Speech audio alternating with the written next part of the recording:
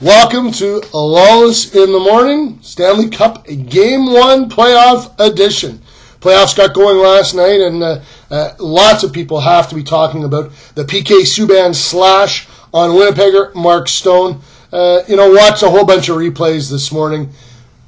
It's not a terrible slash, not from my perspective. It's bad in the fact that Subban takes a big wind-up, but he doesn't really deliver a punishing or vicious blow.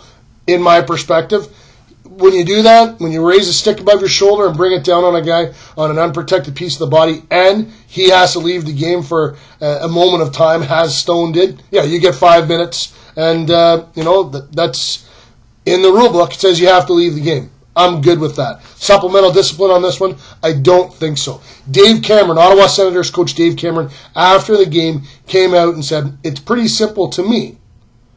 And he said, either give him a suspension, or if one of our guys, and he worded it carefully, if one of our guys slashes one of their best players, all he gets is 5 minutes. So he's not saying one of our guys is going to. He says if, then the referees have to just give their guy 5 minutes as well, and no supplemental discipline. So I think a veiled shot from Cameron saying to Michel Therrien and the Montreal Canadiens, one of our guys is going to come after one of your big boys. Be ready for it. But he didn't word it in that way, so I don't think he'll be fined either. Wild game in Chicago. Corey Crawford gets chased, or in Nashville, Corey Crawford gets chased. The Hawks win in overtime with Scott Darling in net. Have to play Darling in game 2 as far as I'm concerned.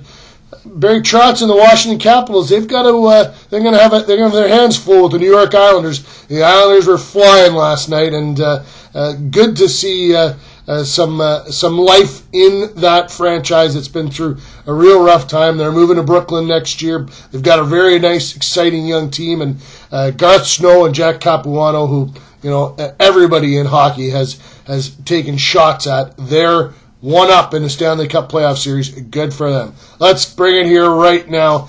Anaheim, the Anaheim Ducks host the Winnipeg Jets tonight. This will be the first time the Jets have played in a Stanley Cup playoff game since 1996. We all know about that. There's going to be a whiteout in Winnipeg next Monday night, and I would imagine every night during the playoffs, as many nights as the Jets are able to extend it.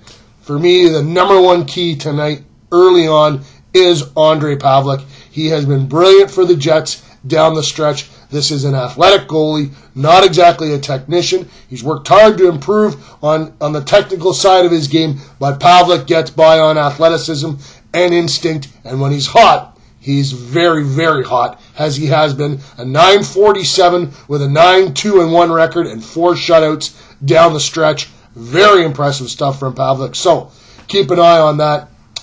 Some matchups. Watch Dustin Byfuglien and Corey Perry. Byfuglien has the ability to close and hit like very few defensemen in the NHL. Perry is a step slower than most premier players, and he is a premier player, probably the best net front player in the National Hockey League today. Keep an eye on that matchup. I think Byfuglien will try to get under Perry's skin, and the best way to do that is to hit him.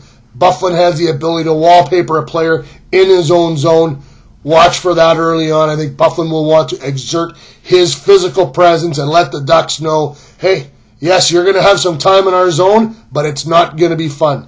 I love the Jets' blue line for this simple reason. They've got one really quality player in all 3 of their pairings. Most teams have, a very good top-end pairing, and then a not bad middle pairing, and then they fall off in the last pairing. Well, if ice time and what we've seen of late is how we're going to gauge the Jets' pairings, Toby Enstrom and Tyler Myers are the number 1 pairing, and they're both very good defensemen.